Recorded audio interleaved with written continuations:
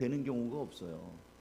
목사님 언제 시간 되십니까? 가만히 있어 보세요. 그 자기 다이어리 보면서 어느 날 시간이 있다고 그러는데 빨라야 그날 저녁에 만나는 경우도 있지만 대부분은 며칠 있다가 만나게 돼요.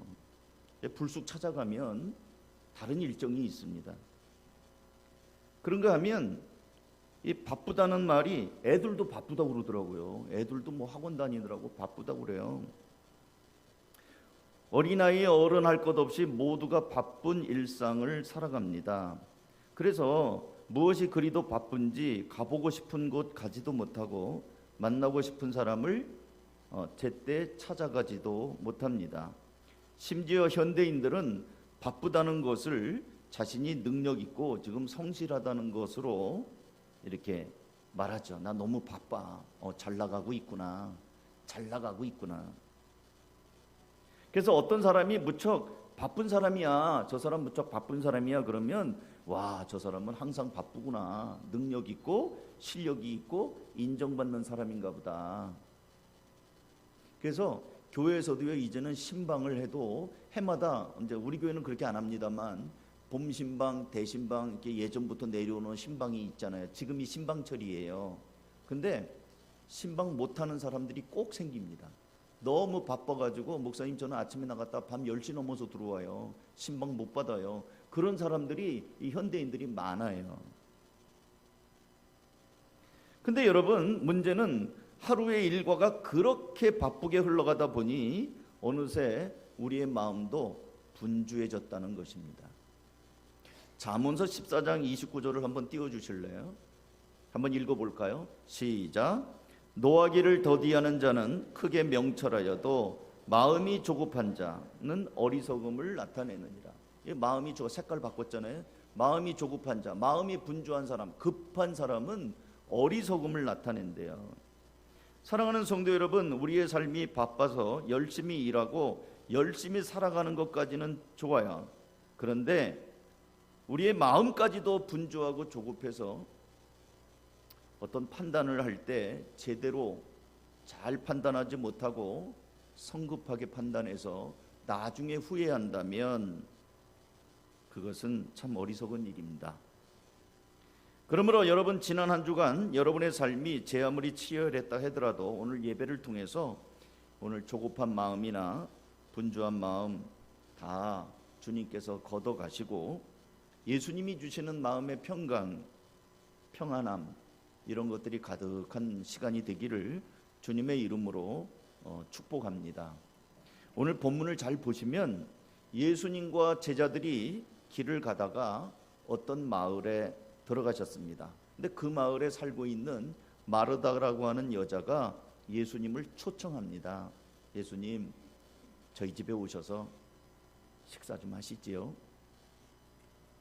예수님이 우리 마을에 오셨다니 참 순수하죠. 식사라도 한 끼 드리고 싶은 마음, 주님을 향한 순수한 사랑이 마르다의 마음이었습니다. 식사 대접하고 싶어서요. 여러분, 우리 사역하시는 목사님들에게 밥 한 끼 대접하는 것 돈이 문제가 아니라 내가 응원합니다, 지지합니다 그런 뜻으로 굉장히 힘이 돼요. 우리 어린이부나 청소년부 목사님들한테 한번 밥 한번 먹읍시다 해주세요. 새봄에 얼마나 애쓰십니까? 수고하십니다. 그러면요 굉장히 격려가 됩니다. 근데 우리가 이 성경을 읽으면서 재밌게 읽는 방법 중에 하나는 그 상황 속에 여러분이 상상을 하면서 당사자가 돼보는 거예요. 우리 어린이들이 캠프 때 이번에 보니까 그러더라고요. 성경을 읽고 그리기도 하고 나가서 퍼포먼스도 하고 그렇게 흉내도 내보고 하더라고요. 그러니까 성경이 쏙 들어오는 거예요. 그래서 당사자가 돼보는 건데 오늘 마르다가 자신의 집으로 예수님을 초대했는데 초대한 사람이 몇 명일까요? 계산해 보세요. 예수님, 저희 집에서 오늘 식사 한번 대접하고 싶은데 한번 오세요. 그럼 몇 명 왔을까요? 예수님만 딸랑 혼자 갔을까요? 땡. 몇 명이에요? 예수님의 제자 몇 명이에요? 12명 플러스 예수님. 그럼 13명이에요. 기본적으로 남자, 시커먼 남자들 13명 밥을 좀 많이 먹겠어요. 13명이 갔습니다. 근데 누가복음 10장 여러분 지금 성경 펼쳤으면 그 위에 올라가 보면은요, 예수님이 둘씩 전도 파송을 합니다. 그래갖고 와서 보고를 하는데 몇 명이 보고합니까? 70명이에요. 그러니까 예수님의 제자가 12명이 아니고 그 위에 보면 이런 이 사도들 12명 빼고, 예수님 우리가 마을에 갔다 와서 전도했더니 귀신도 나가고 이런 일도 있고 저런 일도 있읍시다. 우리가 병든 자를 위해서 기도했더니 병도 낫고 그랬습니다. 막 보고를 한 사람들이 70명이에요. 그게 10장이거든요. 그러면 이 마을에 들어간, 물론 70명 중에서 바빠서 먼저 간 사람들도 있겠지만 기본적으로 제가 생각하는 견지에서는 최소한 13명, 그리고 더 많으면 한 3, 40명, 더 많으면 70명까지 합치면 한 80명, 굉장히 많은 사람들이 일행이에요. 자, 그러면 지금 마르다의 집에 초대를 받고 간 예수님과 덩다리로 같이 따라간 사람까지 하면 아무리 적게 받아도 13명에서 많게는 70명까지 이 많은 사람들이 딱 들어간 거예요. 잔치가 보통 잔치가 아니고요, 밥을 여러분 학교에서 이거 밥하는 급식 그거 생각하시면 딱 맞아요. 그러니 얼마나 바빴겠어요. 이 사람들을 지금 밥을 지금 해야 되는데 말로는 오라고 했지만 막상 지금 들이닥치고 보니까 얼마나 바빴겠어요. 물론 우리처럼 요리를 막 다양한 건 아니고 유대 음식은 빵하고 뭐 이렇게 찍어 먹는 거하고 마실 거하고 비교적 간단한 음식이지만 그래도 거기에 뭐 고기도 또 쪄야 되고 만들어야 되고 이런 것들이 있거든요. 그래서 본문 40절은 이렇게 묘사합니다. 마르다는 여러 가지 접대하는 일로 분주하였다. 얼마나 바빴겠어요. 여성 여러분 얼마나 바빴겠어요. 많은 사람들이 자신의 집을 방문했으니 당연히 준비하는 일이 많았겠습니다. 근데 문제가 뭡니까? 우리 40절 전체 말씀 한번 볼게요. 한번 다 같이 한번 읽어볼까요? 시작. 그러나 마르다는 여러 가지 접대하는 일로 분주하였다. 그래서 마르다가 예수께 와서 말하였다. 주님, 내 동생이 나 혼자 일하게 두는 것을 아무렇지 않게 생각하십니까? 가서 거들어 주라고 내 동생에게 말씀해 주십시오. 자, 마르다의 마음을 한번 헤아려 보시기 바랍니다. 마르다는 지금 분주합니다. 이 사람들 좀 대접해야 되는데 마음이 분주해요. 몸도 바빠요. 근데 딱 보니까 동생이라는 것이 도와줄 생각은 하지 않고 지금 저렇게 예수님 앞에 딱 좀 제가 거친 말 할게요. 퍼질러 앉아서 도와줄 생각을 안 해. 그러니까 너무 바쁜데 화가 나기 시작을 한 겁니다. 그래갖고 동생한테 화가 났어요. 저것이 나 좀 도와주지, 뭐 하는 거야? 그런데 동생한테만 화가 났나요? 본문 잘 보세요. 동생한테 화가 났나요? 주님에게 하는 말을 들어보세요. 주님, 내 동생이 나 혼자 일하게 두는 것을 아무렇지 않게 생각하십니까? 누가 아무렇지 않게 생각한다는 거예요? 예수님이. 예수님 지금 뭐 하는 겁니까? 나 혼자 일하는데 예수님 저 가만 냅두세요. 예수님도 참 딱하십니다. 아, 이렇게 바쁘면 야야 너 빨리 가서 도와줘라 이래야지. 예수님 지금 뭐 하고 계시는 겁니까? 아무렇지 않아요. 예수님 지금 뭐 하시는 겁니까? 화를 지금 누구한테 내는 거예요? 동생한테도 화가 나고, 두 번째는 제가 성경을 오해하는 건가요? 제가 볼 때는 마르다는 예수님한테도 화를 내고 있어요. 그런데 처음에 마르다의 마음이 뭐였어요? 예수님을 모시는 거잖아요. 예수님에 대한 사랑, 존경함, 식사라도 한 끼 대접하고 싶은 순수한 마음, 그 마음이 불과 얼마 전이었는데 지금은 울그락불그락 해가면서 예수님을 향하여까지 지금 화를 내고 있어요. 도대체 왜 이렇게 마음이 바뀐 거예요? 바빠 죽겠는데 도와주지 않는 동생 마리아도 화가 났지만 그 마리아를 붙잡고 있는 예수님한테도 원망스러운 거예요.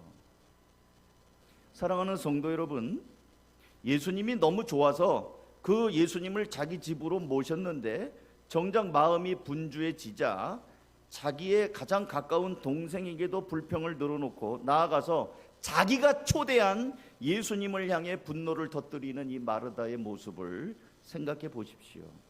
그 안에 어쩌면 제 모습과 여러분의 모습도 있습니다. 처음에 마음이 좋았어요. 아내와 남편을 보세요. 처음에는 이 남자, 이 여자를 너무 사랑했어요. 그래서 같이 살고 싶어서 결혼했어요.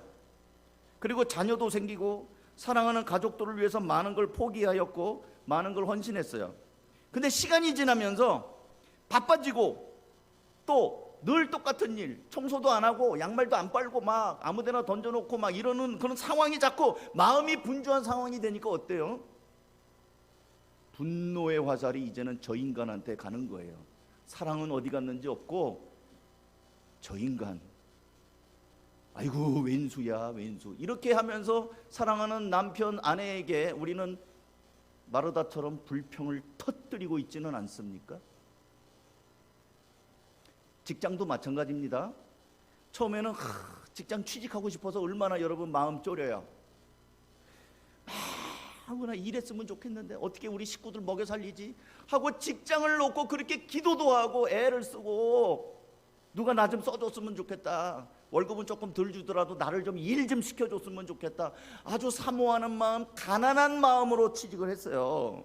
그 직장이 딱 되니까 너무 감사해.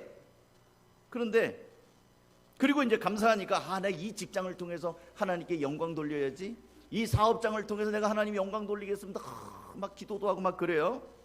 근데 이제 시간이 지나면서 막 바빠, 일이 많아져. 그리고 저놈은 일 안 하는 것 같은데 나만 덤탱이 있어서 일 많이 하는 것 같아. 시간이 자꾸 지나면서 어느덧 내 마음이 분주해집니다.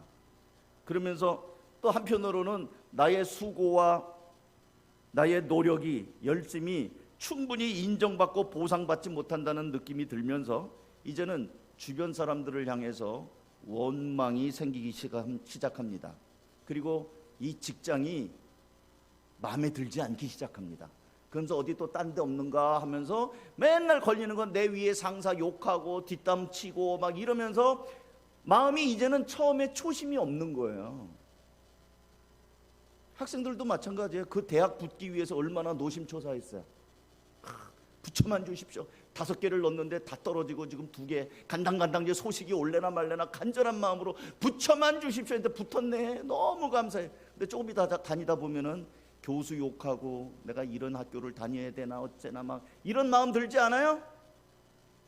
마음이 분주하다 보니까 이 학교는 왜 이렇게 숙제가 많은 거야, 과제가 많은 거야 하면서 나중에는 감사한 마음은 온데간데 없고 원망이 생기는 게 마르다의 마음인데 우리의 마음이기도 해요.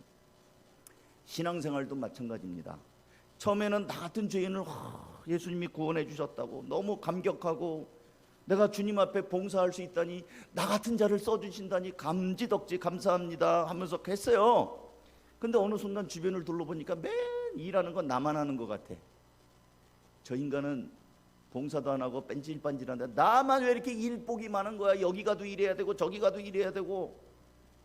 마음이 분주하면서 주변 성도들이 원망스럽고 목사님이 원망스럽고, 왜 목사님은 날 시켜가지고 이렇게 힘들게 만드는 거야. 목사님도 원망스럽고, 나중에는 예수님을 향해서도 주여 이게 왜 이렇게 하신 겁니까? 왜 나만 고생시킵니까? 하면서 주님을 향해서 구원의 감격은 어느덧 없어져 버리고 불평과 불만이 생기는 거예요. 제가 전도사 때 처음으로 사례를 받았는데요. 저는 제 출신 교회에서 신학교를 가고 목사님이 저한테 학습 주고 세례를 주신 목사님이 저한테 맡겼어요. 그러면서 어느 날 절 부르더라고요. 황 전도사, 저한테 정식으로 깍듯하게 전도사라고 불렀어요. 그러니까 내가 마음이 얼마나 떨렸겠어요. 황 전도사. 그래서 봉투 하나 딱 주면서 책 사봐. 제 첫 사례비예요. 아니 목사님 괜찮아요. 저 돈 있어요. 그래도 이제 신학교 갔으니 책이라도 사봐 하고 봉투를 줬는데 이걸 받으니까 꼭 싹군된 것 같아. 내가 주님을 사랑하고 주님이 나를 구원을 주셔서 내가 이 봉사를 하는데 내가 돈을 받다니. 그 다음부터 내가 싹쓸 받았잖아요. 내가 싹군된 것 같아갖고 막 손이 떨리고 집에 오는데 너무 기분이 묘하더라고요. 그리고 쫙 열어보니까요, 빠다라시 신권 7만 원이 들어있었어요. 그거 제가 2달 동안 못 썼어요. 지갑에다 넣어놓고 이 돈을 어떻게 쓰나. 지금은 마음이 그때랑 달라요. 딱 보면은 다른 사람 얼마 받을까? 나는 더 받나 적게 받나? 이게 벌써 때가 묻은 거예요. 그런데 이 전도사님들 처음엔 막 이랬는데 이제 교회들을 골라요. 그 교회 사례비 얼마 준대? 또 가는 날은 언제래? 며칠 동안 간대? 그러니까 우리가 받은 은혜와 감격이 어느 순간 분주해지면서 주님을 모실 때는 너무너무 기쁘고 영광스럽고 예수님이 우리 집에 오시다니 막 너무 기뻤는데 이 순간에 막 바빠지다 보니까 이제는 동생한테도 눈에 도끼가 날아가고 예수님들이 붙잡고 있는 걸 보니까 예수님도 원망스럽고, 어쩌면 여러분 이 새봄에 한번 다시 점검해 봐야 될 것은 우리가 혹시 나도 모르는 사이에 초심을 잃어버리는 건 아닌가, 마르다가 되어가고 있는 건 아닌가. 처음에는 예수님을 모시는 게 기뻤어요. 순수했어요. 사랑의 마음이 있었어요. 근데 내 환경이 자꾸 바빠지고 정신없어지다 보니까 만사가 귀찮아지면서 예수님을 향해서 주님 도대체가 제정신이십니까? 예수님 왜 저러고 계십니까? 예수님을 향해서도 예수님이 아무렇지 않게 생각하고 있는 겁니까? 자기 생각이지. 그러자 자기를 향해서 공격적인 언어를 사용하는 마르다에게 예수님은 따뜻한 음성으로 이렇게 말씀합니다. 41절, 주님께서는 마르다에게 대답하셨다. 마르다야, 마르다야. 예수님이 마르다 이름을 몰라서 두 번 부른 거 아니에요. 마르다야, 마르다야. 예수님께서는 이 말을 통해서 마르다를 바라보면서 얘기를 하셔요. 네가 많은 일로 염려하고 근심하고 있구나. 마르다야, 네가 일이 많아서 걱정도 되고 힘이 많이 들구나. 마르다의 입장을 이해하신 다음에 예수님께서는 마르다의 마음이 가벼워지도록 이렇게 말씀합니다. 개역개정의 41절 한번 같이 읽어볼까요? 시작.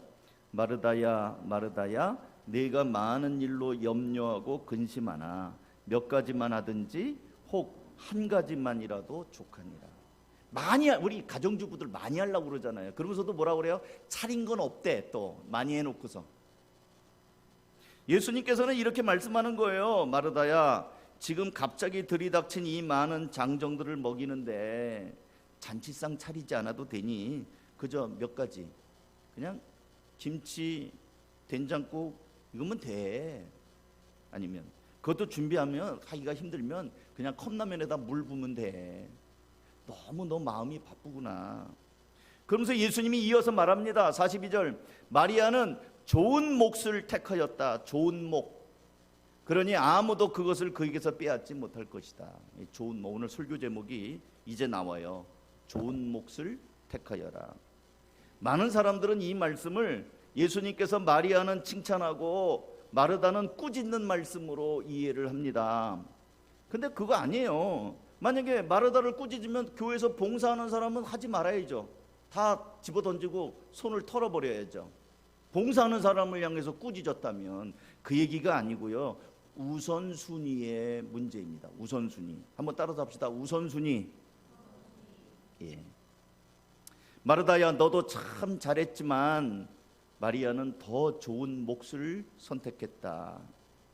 음식 준비는 필요하지. 한두 가지만 해도 돼. 너도 주님의 말씀을 듣고 그 말씀을 듣는 자리에 너도 함께하면 좋을 텐데. 예수님이 말씀한 이 좋은 몫이 무엇입니까? 누가복음 10장 39절, 이 여자에게 마리아라고 하는 동생이 있었는데 마리아는 주님의 발 곁에 앉아서 말씀을 듣는 거, 이게 좋은 몫이라는 거예요. 마리아가 선택한 거. 여러분 잘 들으세요. 지금부터가 중요해요. 예수님 당시 팔레스타인에서는 랍비가 제자들을 가르칠 때 선생님 발 아래서 앉아서 말씀을 듣는 것으로 묘사를 합니다. 그러니까 마리아가 좋은 몫을 선택했다는 것은 예수님의 발 아래 앉아서 말씀을 듣는 거, 예수님하고 마리아가 지금 뭐예요? 선생과 제자가 됐다는 거예요. 근데 이게 당시 문화에서는 결코 있을 수 없는 일입니다. 여성분 죄송하지만 성경이 기록될 당시에 여성들의 지위가 굉장히 낮았어요. 그래서 예수님 시대 랍비나 율법 교사들은 결코 여자들을 제자로 삼지 않았습니다. 예수님의 그 사도들 12사도가 다 남자라는 거 아세요? 그 당시 문화예요, 문화. 예수님이 무슨 성차별을 한 게 아니고 그 당시 문화란 말이에요. 그렇지만 성경에서 여자들이 많이 등장하는데 이렇게 말씀을 가르치는, 듣고 가르치는, 이거 제자로만 하는 건데, 근데 이게 아무 때나 하는 게 아니에요. 율법 교사들은 여자들에게 이게 제자 삼는 걸 수치스럽게 여겼기 때문에 상상할 수 없는 일인데 지금 예수님이 초대를 받아서 지금 그렇게 하고 있는 거예요. 예수님은 단순히 밥 한 끼를 해결하기 위해서 간 게 아닙니다. 예수님께서 마르다의 집에 초청을 받아서 들어가신 진짜 이유는 예수님을 사랑하여 자기 가정으로 초대한 그 마르다와 그 동생 마리아에게 주님의 말씀을 같이 나누면서 제자 삼는 이런 일들을 문화적으로는 안 되지만 예수님이 하고 싶으셨던 거예요. 특권이죠, 특권. 여러분, 제가 이번 기회에 말씀을 드릴게요. 목장 우리 집에서 하는 거 특권이에요. 그런 생각 드세요? 아, 왜 이렇게 빨리 돌아와? 왜 우리 집에 빨리 돌아와? 귀찮게 청소도 해야 되고 음식도 해야 되고. 그렇게 생각하는 사람은 복을 못 받아. 저는요, 저희 집에 목장 처음에 할 때 얼마나 감격했는지 몰라요. 예수님이 우리 집에 들어오는 거잖아요. 예수님이 지금 나와 함께하는 이 귀한 자리 아닙니까? 이거 특권이에요. 그런데 정작 예수님을 초대한 마르다는 그 특권을 못 누리고 엉뚱하게 지금 음식 준비하느라고 경황이 없는 거예요. 그러면서 원망과 불평과 예수님을 향해서도 이런 마음이 든다는 거예요. 예수님께서는 그런 거 조금 하더라도 마리아가 했던 것처럼 좋은 목, 주님의 말씀을 듣는 일을 너도 같이 했으면 좋겠다. 사랑하는 성도 여러분, 과연 무엇 때문에 여러분의 마음은 그렇게 바쁘게 사십니까? 한번 생각해 보세요. 지난 한 주간 어떻게 사셨어요? 바빴죠? 뭐 하느라고 바쁘셨어요? 떼돈 버셨어요? 그렇게 바쁘셔가지고 대박 나셨나요? 세상은 자꾸 우리를 바쁘게 만들어요. 그러다 병들게 만들고요. 바쁘게 돈을 벌면서 온몸이 병들어. 그래갖고 그 병을 치료하기 위해서 바쁘게 벌었던 돈을 다 쓰면서 살아. 왜 이렇게 어리석게 사냐는 거죠. 그렇게 바쁘면서도 무엇 때문에 우리의 마음은 근심과 걱정과 불안이 있으면서 주변 사람들을 또 힘들게 만들고 원망하고 불평하고 예수님도 향해서도 지금 이러고. 사랑하는 성도 여러분, 분주한 마음을 잠시 내려놓으시기 바랍니다. 필요하다면 몇 가지만 하든지 한 가지만도 충분하다라고 말씀하는 주님의 말씀을 믿고 잠깐 내려놓으시기 바랍니다. 그리고 여러분의 마음을 두드리는 예수님의 음성을 한번 들어보시기 바랍니다. 요한계시록 3장 20절입니다. 같이 읽습니다. 시작. 보아라, 내가 문 밖에 서서 문을 두드리고 있다. 누구든지 내 음성을 듣고 문을 열면 나는 그에게로 들어가서 그와 함께 먹고 그는 나와 함께 먹으실 것이다. 예수님과 함께하는 것, 예수님과 함께 먹고 마시며 예수님의 말씀에 귀를 기울이는 것, 이게 마리아가 택했던 좋은 몫이에요. 예수님은 이것을 빼앗기면 안 된다라고 말씀하는 것입니다. 사랑하는 성도 여러분, 요즘 새봄을 맞아 이미 하셨든지 아니면 앞으로 계획이 있는 분들, 집안 정리 계획이 있는 분들이 있을 겁니다. 집안 정리를 할 때 어떤 것은 과감하게 버리죠. 어떤 것은 한번 보고 버릴까 말까 하다가 보관하기도 합니다. 버리고 보관하는 그 기준이 뭐죠? 우선순위예요. 아, 이거는 지금 안 쓴다. 앞으로도 안 쓸 거다. 그럼 버리는 거예요. 근데 이거는 이건 쓸 거야. 뒀다 놓으면 꼭 쓸 일이 있을 거야. 그런 거는 안 버리는 거죠. 우선순위에 따라 버릴 게 있고 보관할 게 있고 앞에다 꺼내놓을 게 있고 그러지 않아요? 마찬가지로 신앙에도 우선순위가 있어야 됩니다. 우선순위에 따라서 여러분 하나님의 말씀을 읽는 것, 공예배 참석하는 것, 강단을 통해서 선포되는 말씀을 듣는 것, 성도들을 위해서 이제 개설되는 삶공부 있잖아요. 또 강단에서 여러 번 또 개인적으로 이렇게 막 광고도 하는데 어떤 사람들은 광고를 해도 너는 들어라, 내는 지나간다 막 이러면서 전혀 마음에 와닿지 않은 분들이 있어요. 뭐 더 이상 할 수가 없죠. 제가 뭐 어떻게 하겠어요? 여러분의 목에다 줄을 끌고 하겠어요? 어떻게 하겠어요? 못하죠. 그런데 우선순위를 가지라는 거예요. 여러분 정말 주일 저녁에 성경 공부하는 것 그 필요해요. 언제 우리 작년 성도들이 성경 공부를 합니까? 우리 한국교회는요 공부 안 합니다. 지난번에도 말씀드렸잖아요. 통계를 보니까 1년에 책을 한 권 이상 읽는 사람이 47%예요. 47%가 1년에 책 한 권 이상 읽는 사람이에요. 문화체육부에서 그 설문조사한 거예요. 그러면 53%는 1년에 그 책을 한 권도 안 읽어요. 한 권도. 우리나라 사람이 공부도 안 합니다. 그리고 스마트폰이 있으니까요 책은 더 안 봐요. 전철을 타고 가다 보면은 이게 책 보는 사람이 덜어 있었는데 이제는 전부 다 좀비들이 되어 있어요. 스마트폰만 다 보고 있어요. 카페 가보세요. 친구랑 만났는데도 다 스마트폰 보고 있어요. 대화를 안 해요. 그냥 스마트폰 내려놓고 제잘 서로 얘기하고 눈을 마주보고 그러는 풍경이 거의 없습니다. 거의 없고요. 전부 다 같이 앉아서 커피 한 잔 놓고 다 스마트폰 보고 앉아 있어요.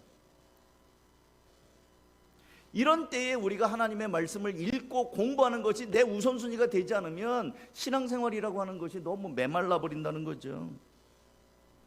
또 정하여 기도하는 것이 필요합니다. 정하여 기도하는 것.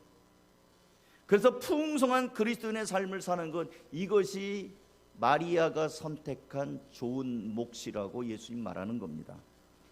그 장면 가운데 분주하고 마르다가 나쁜 일을 한 건 아니에요. 잘했어요. 근데 일이 앞서다 보니까 주님과의 관계가 제대로 안 맺어진 거예요. 그러다 보니까 마음엔 근심과 염려가 있고 원망이 있고 평안함이 없는 거예요. 이번 기회에 한번 말씀드릴게요. 여러분 교회 일도요 중요해요. 담임 목사로서 여러분이 교회 섬기는 거 참 귀합니다. 근데 교회 일이 구실이 되어서 나는 너무 교회에서 일 많이 하느라고 주님하고 만날 시간이 없다. 일하지 말아야 됩니다. 나는 교회에서 주일학교 교사로 너무 섬기다 보니까 기도할 시간이 없다. 주일학교 교사 그만하세요. 나는 찬양팀으로 봉사를 하다 보니까 기도할 시간이 없을 정도로 바쁘다. 그러면 찬양팀 하지 말아야 돼요. 나는 목사로 세움받았는데 너무 설교하느라고 바빠가지고 예수님을 만날 시간도 없다. 그러면 목사도 그만둬야 되는 거 아니겠어요? 그 얘기를 지금 하는 거예요. 그게 필요 없다는 것이 아니고 주님이 원하는 우선순위는 좋은 목, 너하고 나하고 만나는 일, 이게 중요하다는 말씀을 하는 것입니다. 사랑하는 성도 여러분, 이 새봄에 우선순위를 잘 잡고 주님과 함께 살아갈 수 있기를, 그래서 주님이 기뻐하시는, 주님이 채워주시고 주의 능력으로 인도하심을 받는 그러한 삶이 될 수 있기를 주의 이름으로 축복합니다. 기도하겠습니다.